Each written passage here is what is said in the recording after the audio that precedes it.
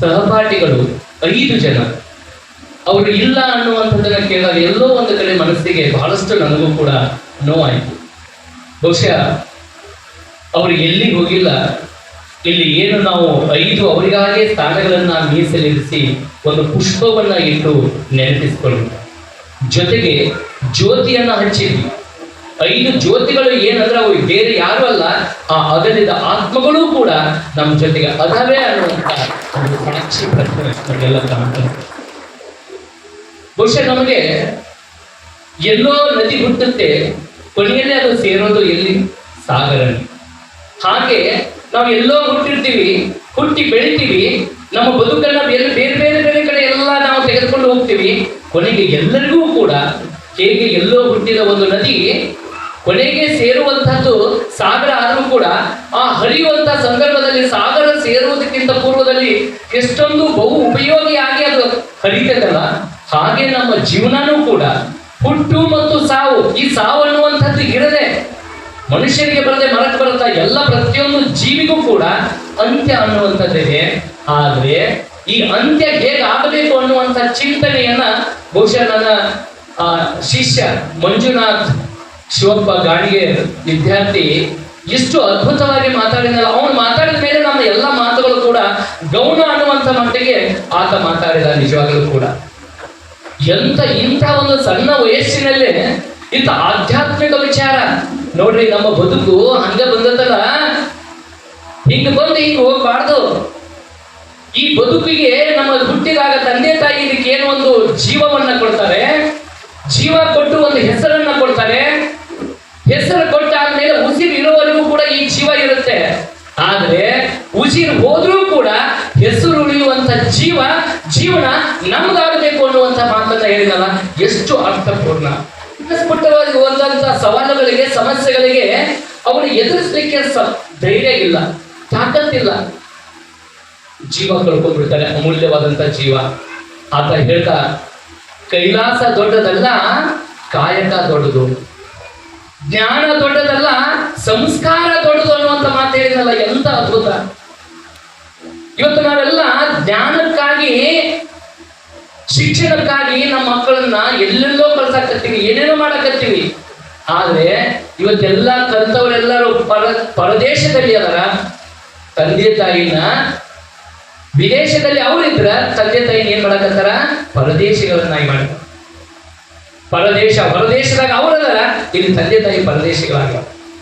ಇವತ್ತು ನಿಜವಾದಂತ ಶಿಕ್ಷಣ ಕೊಡುವಂಥದ್ದು ಕೇವಲ ನಿನ್ನ ಉನ್ನತಿ, ನಿನ್ನ ಅಭಿವೃದ್ಧಿ ಅಷ್ಟೇ ಅಲ್ಲ, ಅದರ ಜೊತೆಯಲ್ಲಿ ನಿನ್ನ ಜೊತೆ ಒಡ ಹುಟ್ಟಿದವರು ಏನಿದಾರಲ್ಲ ಎಲ್ಲರನ್ನೂ ತೆಗೆದುಕೊಂಡು ಹೋಗಿ ನೀನು ಒಂದು ಉತ್ತಮ ರೀತಿಯಾದಂತ ಜೀವನವನ್ನ ನಿರ್ವಹಣೆ ಮಾಡಬೇಕು ಅನ್ನುವಂಥ ಮಾತನ್ನ ಹೇಳಿದ್ರಲ್ಲ, ನಿಜವಾಗಲೂ ಕೂಡ ಇವತ್ತು ಅದು ಬೇಕಾಗಿದೆ. ಬಹುಶಃ ಮೊನ್ನೆ ನಾವು ಮಾರ್ಚ್ 1ನೇ ತಾರೀಕಿಗೆ ಒಂದು ಇಲ್ಲಿ ಗುರುವಂದನೆ ಪ್ರಥಮ ಹಂತದಲ್ಲಿ ಪ್ರಾರಂಭ ಆಯಿತು. ನಾವು ಆಗ ಹೇಳಿದೆ, ಇಲ್ಲಿ ಒಂದು ಸಂಸ್ಕಾರದ ಬೀಜವನ್ನ ಬಿತ್ತಿದ್ದಾರೆ. ಆ ಬೀಜ ಏನಾಗ್ತಾ ಇದೆ ಅಂದ್ರೆ ಮೊಳೆ ಕೊಡದು ಬೆಳೀತಾ ಇದೆ. ಅದು 2ನೇ ಹಂತದಲ್ಲಿ ನೀವು ಇವತ್ತು ಆ ಒಂದು ಗುರು ವಂದನೆ ಮಾಡುವ ಮೂಲಕ ಸಾಕ್ಷೀಕರಿಸಿದೆ.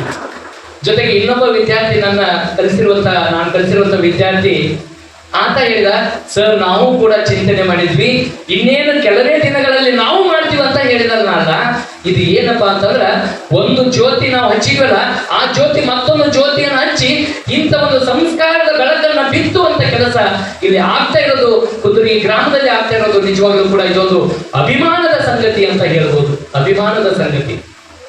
ಯಾಕೆ ಗುರು ಮುಖ್ಯ ಆಗ್ತಾನೆ? ಪ್ರತಿಯೊಬ್ಬರ ಜೀವನದಲ್ಲಿ ಗುರು ಯಾಕೆ ಮುಖ್ಯ ಆಗ್ತಾನೆ ಅನ್ನೋದಕ್ಕೆ ನಾವೆಲ್ಲ ತಿಳ್ಕೋಬೇಕು. ಗುರು ಅಂದ್ರೆ ಕೇವಲ 2 ಅಕ್ಷರ ಅಲ್ಲ, ಅದು ನಮ್ಮ ಜೀವನದಲ್ಲಿರುವಂತಹ ಅಂಧಕಾರವನ್ನ ಹೊಡೆದೋಡಿಸಿ ಜ್ಞಾನದ ಬೆಳಕನ್ನ ನೀಡುವಂತ ಅದೊಂದು ದಿವ್ಯ ಶಕ್ತಿ ಗುರು ಅಂದ್ರೆ. ಬಹುಶಃ ಸರ್ವಜ್ಞ ಒಂದು ಕಡೆ ಹೇಳ್ತಾನೆ, ತಂದೆಗೂ ಗುರುವಿಗೂ ಒಂದು ಅಂತರ ಉಂಟು, ತಂದೆಗೂ ಗುರುವಿಗೂ ಒಂದು ಅಂತರ ಉಂಟು. ತಂದೆ ತೋರುವನು ಸದ್ಗುರುವ, ಗುರುರಾಯ ಬಂಧನವ ಕಳೆವ ಸರ್ವಜ್ಞ ಅಂತ ಹೇಳ್ತಾರೆ. ಗುರುರಾಯ ಬಂಧನವ ಕಳೆತಾನೆ. ನಮ್ಮ ಬಂಧನ ಏನು, ಬದುಕಿಗೆ ಬೇಕಾಗಿರುವಂತ ನಿಜವಾದಂತ ಜ್ಞಾನವನ್ನ ಯಾರು ಕೊಡ್ತಾರೆ ಅಂದ್ರೆ ಗುರು ಕೊಡ್ತಾನೆ. ಅದು ಹೇಗೆ ಅಂದ್ರೆ, ಒಬ್ಬ ರಾಜನ ಮನೆಯಲ್ಲಿ ಒಂದು ಬಂಗಾರದ ಪಂಜರದಲ್ಲಿ ಒಂದು ಗಿಳಿ ಇರುತ್ತೆ. ಯಾಕೆ ಅದನ್ನ ಬಂಗಾರದ ಪಂಜರದಲ್ಲಿ ಹಾಕಿರ್ತಾರಪ್ಪ ಅಂದ್ರ ಆ ಗಿಳಿ ಮಾತನಾಡುವ ಕಲೆಯನ್ನ ಕಲ್ತಿರುತ್ತೆ. ಆ ಗಿಳಿ ಮಾತನಾಡುವಂತ ಕಲೆಯನ್ನ ಕಲ್ತಿರೋದ್ರಿಂದ ಆ ಗಿಳಿಯನ್ನ ಎಲ್ಲಿ ಹೋಗಿ ಹಾಕಿರ್ತಾರಪ್ಪ ಅಂದ್ರೆ ಬಂಗಾರದ ಪಂಜರದಲ್ಲಿ ಇಟ್ಟಿರ್ತಾರೆ. ಆ ರಾಜ ಆತನ ಆ ಅರಮನೆಯಲ್ಲಿ ತಿಂಗಳಿಗೆ 2 ಬಾರಿ ಒಬ್ಬ ಪಂಡಿತ ಬಂದು ಉಪನ್ಯಾಸ ಪ್ರವಚನ ಕೊಡ್ತಾ ಇರ್ತಾರೆ. ಪ್ರವಚನ ಕೊಟ್ಟು ಪ್ರವಚನ ಮುಗಿದ ಮೇಲೆ ಆತ ಒಂದು ಮಾತು ಹೇಳ್ತಾನೆ, ಹರಿಯ ನೆನೆದರೆ ಬಂಧನ ಮುಕ್ತಿ ಅಂತ ಒಂದು ಪದ ಹೇಳ್ತಾನೆ. ಪ್ರತಿ ತಿಂಗಳ ಬರ್ತಾನೆ, 2 ಬಾರಿ ಬರ್ತಾನೆ, ತನ್ನ ಜ್ಞಾನವನ್ನ ಪ್ರವಚನದ ಮೂಲಕ ಹೇಳ್ತಾನೆ ಪಂಡಿತ. ಹೇಳಿದ ನಂತರ ಕೊನೆಯಲ್ಲಿ ಒಂದು ಮಾತು ಹೇಳ್ತಾನೆ, ಹರಿಯ ನೆನೆದರೆ ಬಂಧನ ಮುಕ್ತಿ ಅಂತ. ಯಾವಾಗ ಈ ಪದ ಆ ಗಿಳಿಗೆ ಕೇಳಿಸ್ಕೊತೈತಿ, ಅದು ನಗುತ್ತೈತಿ, ಕುಚೇಷ್ಟೆ ಮಾಡುತ್ತೆ. ಈತ ಸುಳ್ಳು ಹೇಳ್ತಾ ಇದ್ದಾನೆ, ಈತ ಸುಳ್ಳು ಹೇಳ್ತಾ ಇದ್ದಾನೆ, ಈತ ಸುಳ್ಳು ಹೇಳ್ತಾ ಇದ್ದಾನೆ. ಬಹುಶಃ ಆ ಪಂಡಿತನಿಗೆ ನಾ ಮಾತಾಡಿದ್ದು ಸುಳ್ಳು ಹೇಳಕತ್ತೀನಿ ಅಂತ ತಿಳ್ಕೊಂಡು ಗಿಳಿ ಹೇಳಿದ್ದಕ್ಕೆ ಅವ್ನಿಗೆ ಅವಮಾನ ಆಗೋದಿಲ್ಲ? ಅವಮಾನ ಆಗತ್ತ. ಹಿಂಗೆ ಆತ ಪ್ರತಿ ಸಾರಿ ಬಂದಾಗನು ಈ ಪ್ರವಚನ ಮುಗಿದ ಮೇಲೆ ಹರಿಯ ನೆನೆದರೆ ಬಂಧನ ಮುಕ್ತಿ ಅಂತ ಹೇಳ್ತಾನೆ. ಅವ ಆ ಗಿಳಿ ಆದ ತಕ್ಷಣ ಇವ ಸುಳ್ಳು ಹೇಳ್ತಾನೆ. ಅವಾಗ ಆ ಪಂಡಿತನಿಗೆ ತನ್ನ ಗುರುವಿಗೆ ಹೋಗಿ ಹೇಳ್ತಾನೆ, ಗುರುವರ್ಯ, ನಾನು ಈ ರೀತಿಯಾಗಿ ಅರಮನೆಗೆ ಹೋಗಿ ತಿಂಗಳಲ್ಲಿ 2 ಬಾರಿ ನಾನು ಪ್ರವಚನವನ್ನ ಹೇಳ್ತೀನಿ. ಪ್ರವಚನ ಹೇಳಿದ ಮೇಲೆ ಹರಿಯ ನೆನೆದರೆ ಬಂಧನ ಮುಕ್ತಿ ಅಂತ ಹೇಳ್ತೀನಿ. ಆದ್ರೆ ಅಲ್ಲಿರುವಂತ ಒಂದು ಮಾತನಾಡುವಂತ ಗಿಳಿ ನನ್ನ ಅವಮಾನಿಸುತ್ತ, ಈತ ಸುಳ್ಳು ಹೇಳ್ತಾನೆ ಅಂತ ತಿಳ್ಕೊಂಡು ನನಗೆ ಅವಮಾನಿಸುತ್ತ, ನೀವು ಬಂದು ವಿಚಾರ ಮಾಡ್ರಿ ಅಂತ ಹೇಳ್ತಾರೆ. ಆವಾಗ ಗುರುಗಳು ಬರ್ತಾರೆ, ಪಂಡಿತನ ಜೊತೆ ಬರ್ತಾರೆ, ಅಲ್ಲೆಲ್ಲ ಕೂಡ ಸೇರಿರ್ತಾರೆ. ಈತ ಪ್ರವಚನ ಶುರು ಮಾಡುವಂತ ಗುರುಗಳು ಹೇಳ್ತಾರೆ. ಗುರುಗಳು ಹೇಳಿದ ತಕ್ಷಣ ಪಂಡಿತ ಪ್ರವಚನ ಶುರು ಮಾಡ್ತಾನೆ. ಪ್ರವಚನ ಮುಗಿದ ಮೇಲೆ ಮತ್ತೆ ಮಾತಾಡ್ತಾನೆ, ಹರಿಯ ನೆನೆದರೆ ಬಂಧನ ಮುಕ್ತಿ. ಇಷ್ಟು ಹೇಳಿದ ತಕ್ಷಣ ಗಿಳಿ ಕೇಳಿಸ್ಕೊಳ್ತು, ಮತ್ತೆ ಅದೇ ಮಾತು ಹೇಳ್ತು, ಈತ ಸುಳ್ಳು ಹೇಳ್ತಾನೆ. ಬಹುಶಃ ಅಲ್ಲಿವರೆಗೂ ಆ ಗಿಳಿ ಯಾಕೆ ಈ ಪದವನ್ನ ಉಚ್ಚರಿಸ್ತಕ್ಕಂಥ ಯಾರು ಯೋಚನೆ ಮಾಡಿರೋದಿಲ್ಲ. ಆದ್ರೆ ಗುರುವಾದಂಥವ ಅಂತಃಕರಣ ಗೊತ್ತಿರುತ್ತೆ. ಇವತ್ತು ಎಷ್ಟು ಜನ ನೀವೆಲ್ಲ ಸಾಧನೆಯ ಒಂದು ಆಗಸದಲ್ಲಿ ತೇಲ್ತಾ ಇದ್ದೀರಿ. ಬಹುಶಃ ನೀವು ಆಗ್ಲೇ ಅವನು ಹೇಳಿದಾಗ ನೀವು ಆಕಳಿಸ್ತಿದ್ದಾಗ ಇಲ್ಲಿರುವಂತಹ ಶಿಕ್ಷಕರು ಆಕಳಿಸ್ಬೇಡ ಅಂದಾಗ ಅದು ಎಲ್ಲಿ ನಮಗೂ ಮುಟ್ಟೈತಿ? ಡಿಗ್ರಿ ಕಲಿಯುವಾಗ ಇಲ್ಲಿರುವಂತ ಪ್ರತಿಯೊಂದು ಎಚ್ಚರಾಗ್ಯಾವಂತ. ಅಂದ್ರೆ ಇಲ್ಲಿ ಪ್ರತಿ ಕ್ಷಣದಲ್ಲಿ ನೀವು ಏನೇನು ತಪ್ಪು ಮಾಡ್ತಿರ್ತೀರಲ್ಲ ಅದನ್ನೆಲ್ಲ ಅಂತಃಕರಣದಿಂದ ನೋಡ್ತಾ ಇರ್ತಾರೆ. ಯಾಕೆ ನಮ್ಮ ಮಕ್ಕಳು ತಪ್ಪು ಮಾಡ್ತಾ ಇರ್ತಾರೆ? ಯಾವುದೇ ಗುರು ನೇರವಾಗಿ ತಪ್ಪು ಮಾಡೋಣ ಶಿಕ್ಷೆ ಕೊಡೋದಿಲ್ಲ, ಯೋಚನೆ ಮಾಡ್ತಾರೆ. ಯಾಕೆ ತಪ್ಪಿನಿಂದ ಏನಿರ್ಬೋದು ಉದ್ದೇಶ ಅಂತ ತಿಳ್ಕೊತಾರೆ. ಹಂಗೆ ಗುರು ಯಾಕೆ ಆ ಗಿಳಿ ಆ ರೀತಿ ಮಾತಾಡ್ತೈತಿ ಅನ್ನುವಂಥದ್ದನ್ನ ತಿಳ್ಕೋಬೇಕಂತ ತಿಳ್ಕೊಂಡು ಗಿಳಿರಾಯನನ್ನ ಮಾತಾಡ್ಸತ್ತೆ. ಯಾಕಪ್ಪ ಗಿಳಿರಾಯ? ನಮ್ಮ ಪಂಡಿತರು ಪ್ರವಚನ ಮಾಡಿದಾಗೆಲ್ಲ ಹೀಗ್ಯಾಕೆ ಮಾತಾಡ್ತಿ ಅಂದಾಗ ಆಗ ತನ್ನ ಹಿಂದಿನ ಜೀವನದ ವೃತ್ತಾಂತವನ್ನ ಆ ಗಿಳಿ ಬಿಚ್ಚಿದೆ. ಹೆಂಗೆ ನೀವೀಗ ಬಂದ ಮೇಲೆ ನಿಮ್ಮ ಬಾಲ್ಯದ ನೆನಪುಗಳು, 12 ವರ್ಷದ ಹಿಂದಿನ ಬಾಲ್ಯದ ನೆನಪುಗಳು, ಇಲ್ಲಿ ಏನು ಪ್ರೌಢಶಾಲೆಯಲ್ಲಿ ಕಲಿತಂತ ಎಲ್ಲ ನೆನಪುಗಳು ಪರಸ್ಪರ ಬಿಚ್ಚಿ ನೀವೆಲ್ಲ ಮಾತಾಡ್ಕೊಳಕತ್ತೀರಲ್ಲ, ಹಂಗಾಗಿ ತನ್ನ ಪರಿಸ್ಥಿತಿಯನ್ನು ಹೇಳಲು, ಗುರುವರ್ಯ, ನಾನೊಂದು ಆಶ್ರಮದಲ್ಲಿ ಇದ್ದೆ. ಮೊದಲು ನಾನೊಂದು ಆಶ್ರಮದಲ್ಲಿ ಇದ್ದೆ. ಆ ಆಶ್ರಮದಲ್ಲಿ ಅಲ್ಲಿರುವಂತ ಋಷಿಪುಂಗರೆಲ್ಲ ಮಂತ್ರಗಳನ್ನ ಪಠಿಸ್ತಾ ಇದ್ರು. ಆ ಮಂತ್ರಗಳನ್ನ ಪಠಿಸೋದನ್ನ ನಾನು ಕೇಳಿಸ್ಕೊಂಡೆ. ಅವರಂಗೆ ಮಂತ್ರವನ್ನ ಪಠನೆ ಮಾಡ್ಲಿಕ್ಕೆ ಕಲಿತೆ.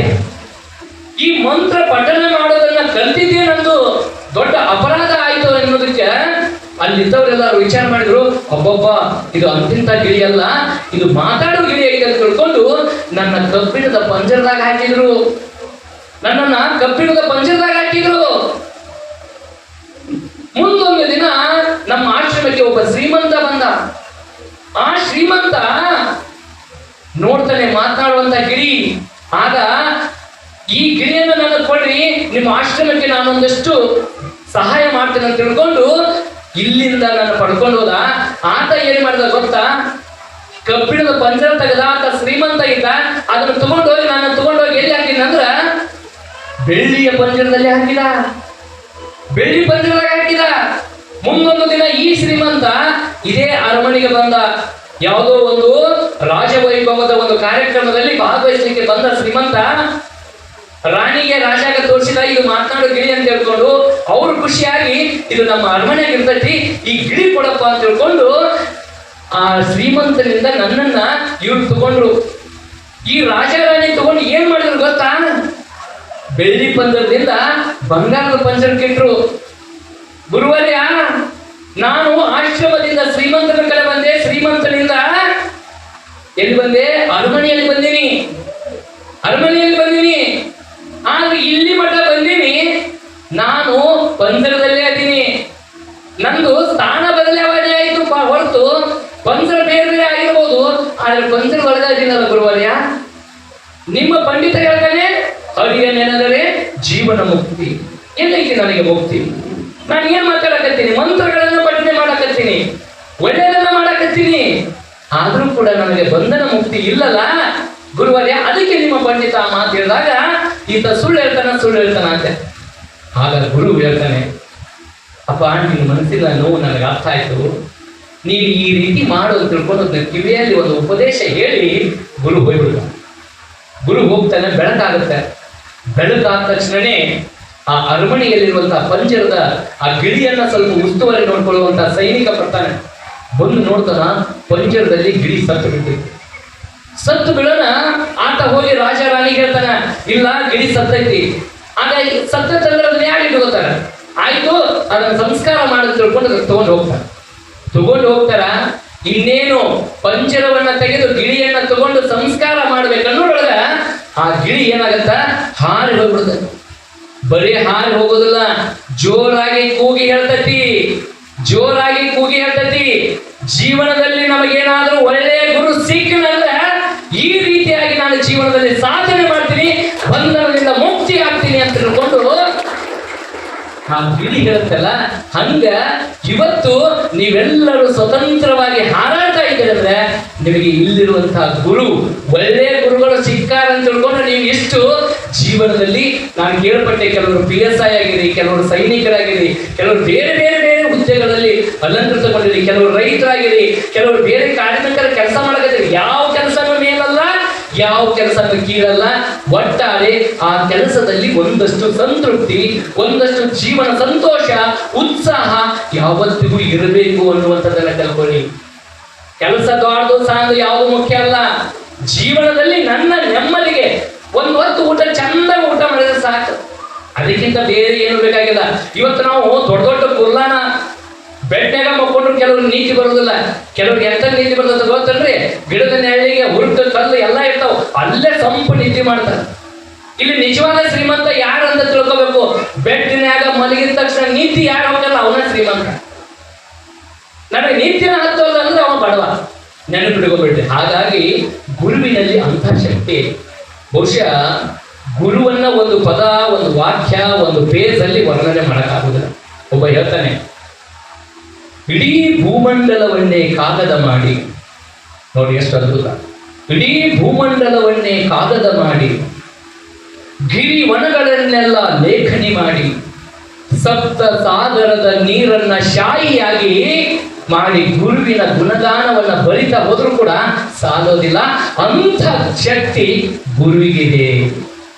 ಇವತ್ತು ನೀವು ಅಂಥ ನಿಮಗೆ ಕಲಿಸಿರುವಂತ ಗುರುಗಳನ್ನ ಇಲ್ಲಿ ಗೌರವಿಸ್ತಾ ಇದ್ದೀರಲ್ಲ, ಇದು ನಿಜವಾದ ಸಂಸ್ಕಾರ ಅಂತ ನಾನು ಬಹಳ ಹೆಮ್ಮೆ, ಅಭಿಮಾನದಿಂದ ಹೇಳಲಿಕ್ಕೆ ಇಷ್ಟಪಡ್ತಾ ಇದ್ದೀನಿ.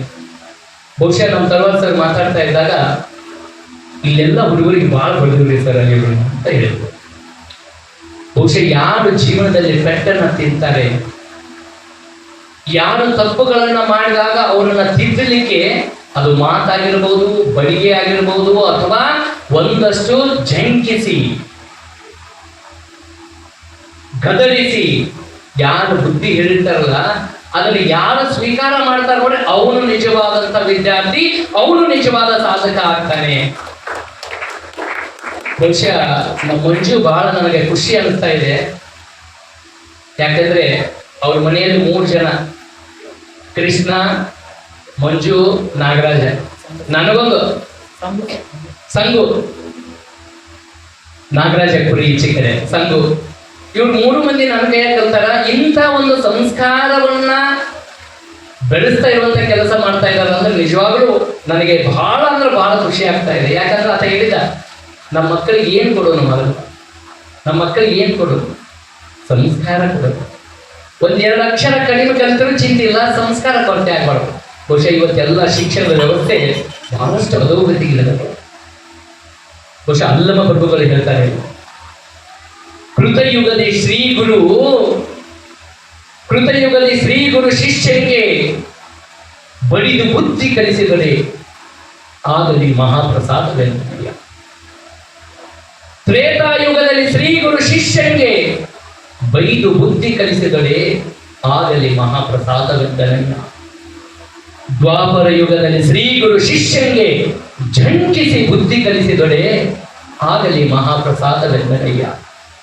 ಕಲಿಯುಗದಲ್ಲಿ ಶ್ರೀ ಗುರು ಶಿಷ್ಯನಿಗೆ ವಂದಿಸಿ ನಮಿಸಿ ಮನೆಗೆ ಹೋಗಿ ಕರೆದು ಕಲಿಸಿದೊಡೆ ಆಗಲಿ ಮಹಾಪ್ರಸಾದವೆಂದನಯ್ಯ. ಗುಹೇಶ್ವರ ನಿಮ್ಮ ಕಾಲದ ಕಟ್ಟಳೆಯ ಕಲಿತನಕ್ಕೆ ನಾನು ಬೆರಗಾದೆನಯ್ಯ ಅಂತ ಅಲ್ಲಮ ಪ್ರಭುಗಳು 12ನೇ ಶತಮಾನದಲ್ಲಿ ಶಿಕ್ಷಣದ ವ್ಯವಸ್ಥೆ ಯಾವ ರೀತಿ ಇದೆ ಅನ್ನುವಂಥದ್ದನ್ನು ಹೇಳ್ತಾ ಇದ್ದಾರೆ. ಇವತ್ತಿನ ಕಲಿಯುಗದ ಮಕ್ಕಳಿಗೆ ಶಿಕ್ಷಣ ಕೊಡೋದು ಬಹಳಷ್ಟು ಕಷ್ಟದಾಯಕ ಆಗಿದೆ. ಯಾಕಂದ್ರೆ ಇವತ್ತು ನಮ್ಮ ಮಕ್ಕಳಿಗೆ ಹೊಡೆಯೋಂಗಿಲ್ಲ, ಬಡಿಯೋಂಗಿಲ್ಲ. ನಾವೆಲ್ಲ ಗುರುವೇನ್ ಮಹಾ ಅನ್ನುವಂಥ ಕಾಲದಲ್ಲಿ ಇವತ್ತಿನ ಮಕ್ಕಳಿದ್ದಾಗ ಇಲ್ಲೆಲ್ಲ ಹೇಳ್ತಿದ್ರು ಗುರು ಬ್ರಹ್ಮ, ಗುರು ವಿಷ್ಣು, ಗುರುದೇವೋ ಮಹೇಶ್ವರ, ಗುರು ಸಾಕ್ಷಾತ್ ಪರಬ್ರಹ್ಮ, ತಸ್ಮೈ ಶ್ರೀ ಗುರುವೇ ನಮಃ ಅಂತ ಹೇಳ್ತಾ ಇದ್ರು.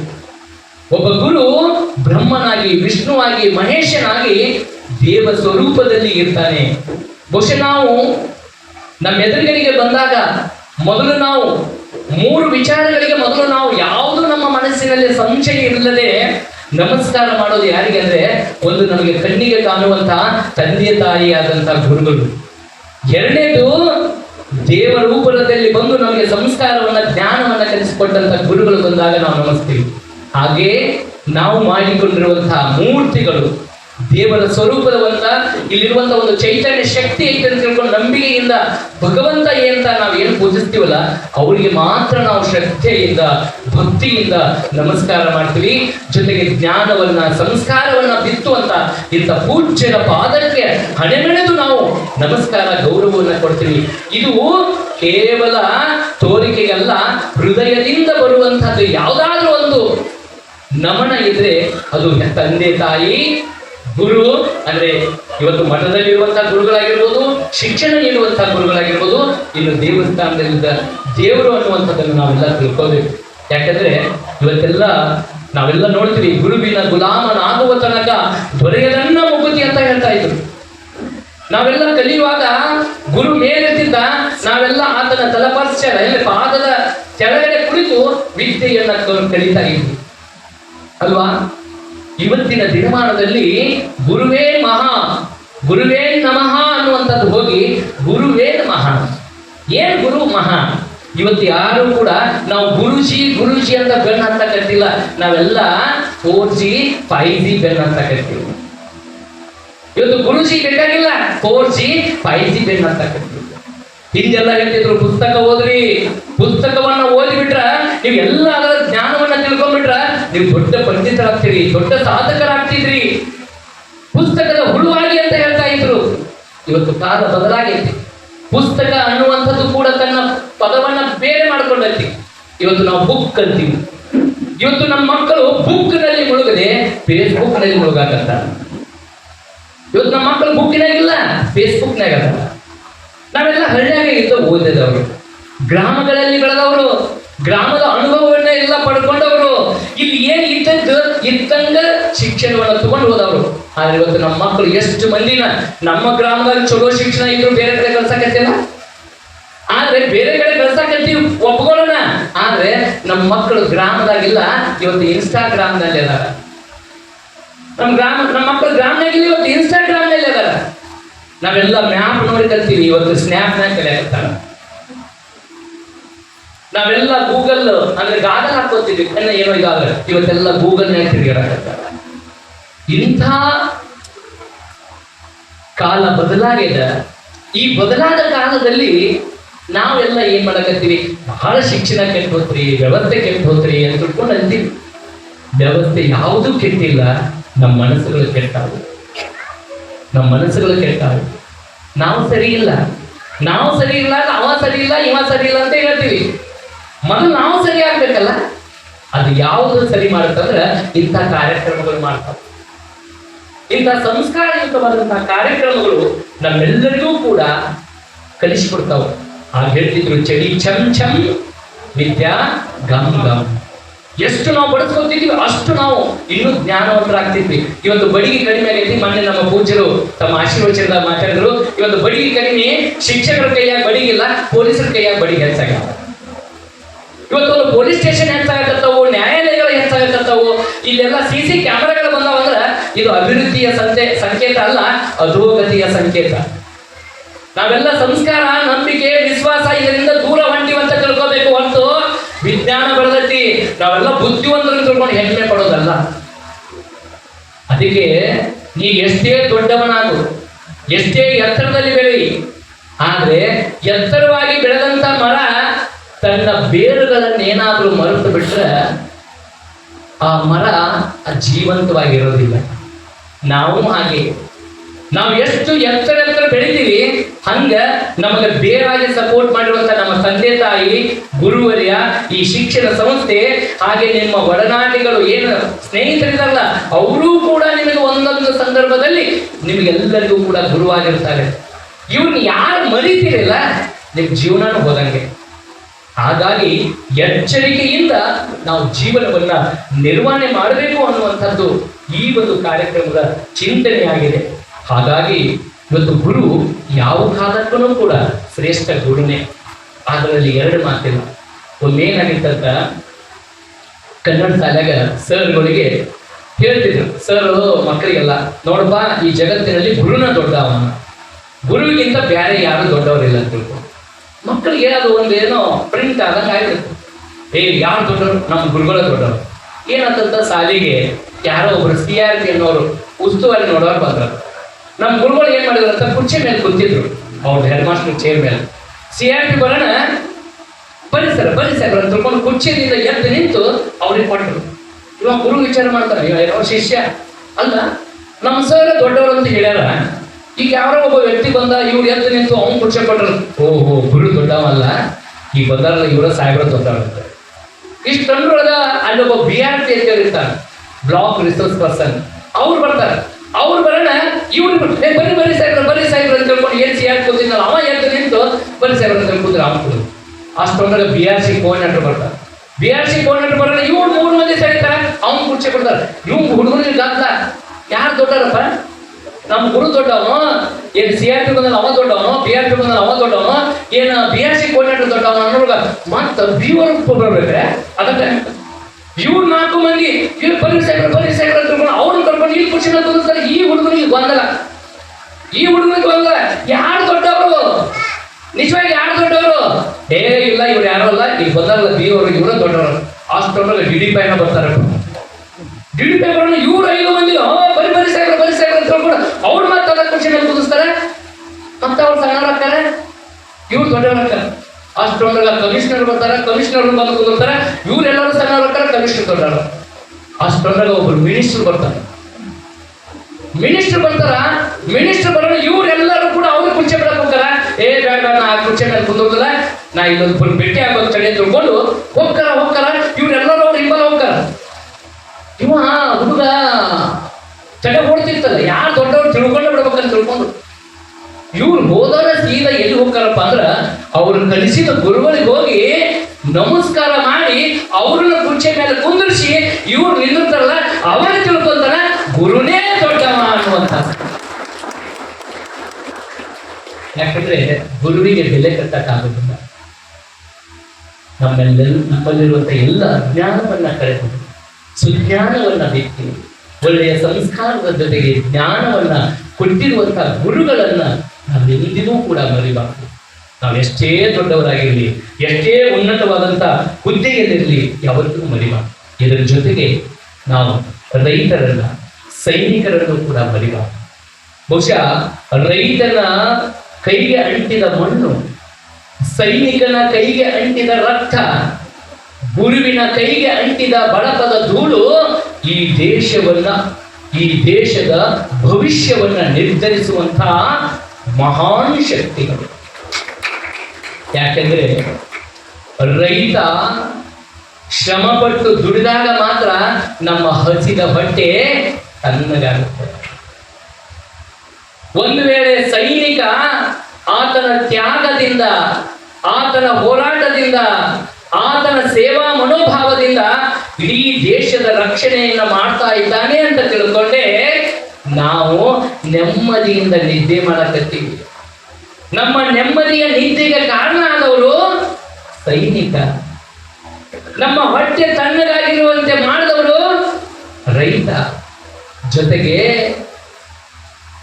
ಶಿಕ್ಷಕರ ಕೈಗೆ ಅಂಟಿದ ಬಳಪದ ಧೂಳು ಅದು ಬರೀ ಧೂಳಲ್ಲ, ನಿಮ್ಮೆಲ್ಲರ ಬದುಕಿನ ಏಳು ಬೀಳುಗಳನ್ನ ದಾಟಿಸಿ ನಿಮ್ಮೆಲ್ಲರಿಗೂ ಕೂಡ ಒಂದು ಸಂಸ್ಕಾರದೊಂದಿಗೆ ಜ್ಞಾನವನ್ನ ಕೊಟ್ಟು ಇಂಥ ಒಂದು ಜೀವನದ ಒಂದು ನೆಲೆಯನ್ನ ಕಂಡುಕೊಂಡಿದೆಯಲ್ಲ, ಅದು ಕಾರಣ ಆ ಬಳಪದ ಧೂಳು. ಬಹುಶಃ ಇವತ್ತು ಶಿಕ್ಷಕರಾದಂಥವರು ತಮ್ಮ ಮಕ್ಕಳ ಬಗ್ಗೆ ಎಷ್ಟು ಗಮನ ಕೊಡ್ತಾರೆ ಗೊತ್ತಿಲ್ಲ, ಆದರೆ ಅವರೆಲ್ಲರ ಗಮನ ತನ್ನ ಕ್ಲಾಸ್ ರೂಮ್ ನಲ್ಲಿರುವಂತ ಎಲ್ಲ ಪ್ರತಿಯೊಬ್ಬ ವಿದ್ಯಾರ್ಥಿಗಳ ಮೇಲೇನೆ ಇರ್ತೈತಿ. ಯಾವ ಶಿಕ್ಷಕ ಬರೀ ಆತ ಬಿಲ್ಗಾಗಿ ದುಡಿತಾನಲ್ಲ ಅವ್ರನ್ನ ಯಾರು ನೆನೆಸ್ಕೊಳ್ಳೋದಿಲ್ಲ. ಇವತ್ತು ಎಷ್ಟೋ ಶಿಕ್ಷಕರಿದ್ದಾರೆ, ಬೆಲ್ಲಿಗಾಗಿ ದುಡಿಯೋರಿಗೆ ಯಾರಿಗೂ ಗೌರವ ಕೊಡೋದಿಲ್ಲ.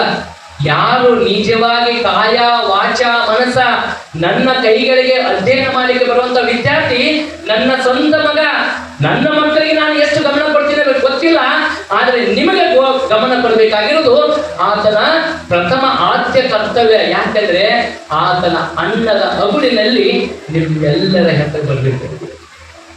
ಹಾಗಾಗಿ ಇವತ್ತು ಬೆಲ್ಲಿಗಾಗಿ ನಾವು ಏನಾದ್ರೂ ಕೆಲಸ ಮಾಡಿದ್ರೆ ಯಾರು ಸ್ಮರಣೆ ಮಾಡೋದಿಲ್ಲ. ನಾವು ವಿದ್ಯಾರ್ಥಿಗಳ ಅಭಿವೃದ್ಧಿಗಾಗಿ ಕೆಲಸವನ್ನ ಮಾಡಿದ್ರೆ ನಮ್ಮನ್ನ ಗೌರವಿಸ್ತಾರೆ ಅನ್ನೋದಕ್ಕೆ ಈ ಒಂದು ಕಾರ್ಯಕ್ರಮದ ಸಾಕ್ಷಿ ಅಂದ್ರೆ ತಪ್ಪಾಗಿತ್ತು. ಯಾಕೆಂದ್ರೆ ಕರ್ಮಣ್ಣೆ ವಾದಿಕಾರಸ್ತೇನ ಮಾಫಲೇಸು ಕದಾಚನ. ನಿನಗೆ ಬಂದಿರುವಂತ ಕರ್ಮವನ್ನ ನೀ ಮಾಡು, ಫಲವನ್ನ ಅಪೇಕ್ಷೆ ಪಡಬೇಡ. ಹಾಗೆ ಯಾವುದೇ ಫಲಾಪೇಕ್ಷೆ ಇಲ್ಲದೇನೆ ನಿಸ್ವಾರ್ಥವಾಗಿ ನಿಮ್ಮೆಲ್ಲರಿಗೂ ಕೂಡ ಒಳ್ಳೆಯದಾಗಲಿ ಅನ್ನುವಂತ ಸದಾಶಯದಿಂದ ಜ್ಞಾನವನ್ನ ಕಟ್ಟಿಕೊಟ್ಟಿದ್ದಾರೆ. ಆ ಜ್ಞಾನದ ಕಟ್ಟಿಕೊಟ್ಟಂತ ಅವಧಿ 12 ವರ್ಷ. ಆದ್ರೂ ನಿಮಗೆ ನಿಜವಾಗ್ಲೂ 12 ವರ್ಷ ಅಂದ್ರೆ ನೀವು ಬಹಳ ಅರ್ಲಿಯರ್ ನೀವು. ಯಾಕಂದ್ರೆ ಮೊನ್ನೆ ನಾನು ಕಾರ್ಯಕ್ರಮಕ್ಕೆ ಹೋಗಿದ್ದೆ, 30 ವರ್ಷದ ನಂತರ ಅವರು ಗುರುಗಳಿಗೆ ಅಭಿನಂದನೆಯನ್ನು ಸಲ್ಲಿಸಲಿಕ್ಕೆ, ಗೌರವ ಸಲ್ಲಿಸಲಿಕ್ಕೆ ಬಂದಿದ್ರು. ಆದ್ರೆ ನಿಮಗೆ 12 ವರ್ಷದಲ್ಲೇ ನೀವೊಂದಷ್ಟು ನೆಲೆಯನ್ನ ಕಂಡುಕೊಂಡ ತಕ್ಷಣ ಮೊದಲು ನೀವು ಏನು ಒಳ್ಳೆ ಕೆಲಸ ಮಾಡಕತ್ತದ ಗುರುವನ್ನ ಗೌರವಿಸುವಂತದ್ದು, ಜೊತೆಗೆ ಸ್ನೇಹಿತರನ್ನ ಕೇವಲ ನೋಡ್ರಿ, ಒಂದು ದಿನದಾಗ 99 ಜನ ಸ್ನೇಹಿತರನ್ನ ಸೇರಿಸಿದ್ವಿ. ಇದಕ್ಕೆ ಕಾರಣವಾಗಿದ್ದು ವಿಜ್ಞಾನ, ತಂತ್ರಜ್ಞಾನ ಅಲ್ವಾ? ಆದ್ರೆ ಇದು ಕೇವಲ ಬರೀ ಫೋನ್ಯಾಗ ವಾಟ್ಸಪ್ನಾಗ ಹಾಯ್ ಹಲೋ ಇಷ್ಟಕ್ಕೆ ಇರಬಾರ್ದು.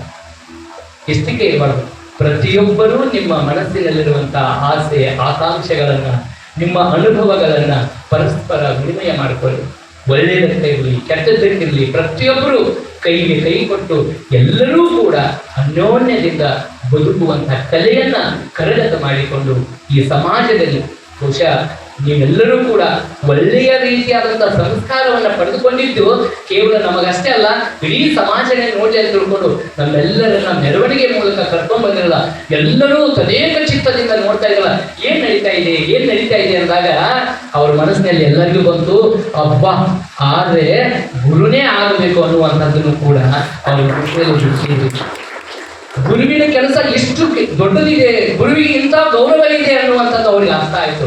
ಜೊತೆಗೆ ಇನ್ನೊಂದು, ನಾವು ಯಾವುದೇ ಕಾರಣಕ್ಕೂ ನಮ್ಮ ಮಕ್ಕಳ ಎದುರಿಗೆ ಗುರುವಿನ ಜೊತೆಗೆ ಒಂದಷ್ಟು ದುರ್ವರ್ತನೆಯನ್ನ ತೋರಿಸೋದಾಗಲಿ, ಗುರುವನ್ನ ಅವಮಾನಿಸುವುದಂತಾಗಲಿ ಖಂಡಿತ ಮಾಡಬಾರ್ದು. ಯಾಕಂದ್ರೆ ಆವಾಗ ಮಗು ತಿಳ್ಕೊತೈತಿ ತಾನು ಕಲಿತಾ ಇರುವಂತ. ಈಗ ನೋಡಿ ಬಹಳ ಮಂದಿ ಪೇರೆಂಟ್ಸ್ ಏನ್ ಮಾಡ್ತಾರೆ, ಶಾಲೆಗೆ ಹೋಗ್ಯಾನ ಶಿಕ್ಷಕರ ಮುಂದೆನೆ ಅವಮಾನ ಮಾಡ್ತಾರೆ, ಮಕ್ಕಳ ಮುಂದೆನೆ. ಅವಾಗ ಮಕ್ಕಳು ಏನ್ ತಿಳ್ಕೊತಾರೆ, ಮಕ್ಕಳು ಏನ್ ತಿಳ್ಕೊತಾರೆ? ಆ ಗುರುವಿನ ಬಗ್ಗೆ ಎಂಥ ಅಭಿಮಾನ ಬರಲಿಕ್ಕೆ ಸಾಧ್ಯ ಐತಿ. ಹಾಗಾಗಿ ನೀವು ಯಾವತ್ತಿಗೂ ಕೂಡ ನಿಮ್ಮ ಏನು ಮುಂದಿನ ಕುಡಿಗಳು, ಭವಿಷ್ಯದ ಏನು ಕಂದಮ್ಮಗಳು ಬರ್ತಾವಲ್ಲ, ಅವರಿಗೆ ನೀವು ಇಂಥ ಒಂದಷ್ಟು ವೈರುಧ್ಯದ ಮಧ್ಯದಲ್ಲಿಯೂ ಕೂಡ ಮಕ್ಕಳಿಗೆ ಸಂಸ್ಕಾರಯುತವಾದಂತಹ ಶಿಕ್ಷಣವನ್ನ ಕೊಡ್ರಿ. ಆ ಸಂಸ್ಕಾರಯುತವಾದಂತಹ ಶಿಕ್ಷಣನೇ ಅವ್ರು ಎಲ್ಲೋ ಕೊಂಡೊಯ್ಯುತ್ತೆ, ಜೀವನದಲ್ಲಿ ಆನಂದದಲ್ಲಿ ತೇಲಿಸುತ್ತೆ ಅನ್ನುವಂತ ಎರಡು ಮಾತಿಲ್ಲ. ಹಾಗಾಗಿ ಇದೊಂದು ಅದ್ಭುತ ಕಾರ್ಯಕ್ರಮ.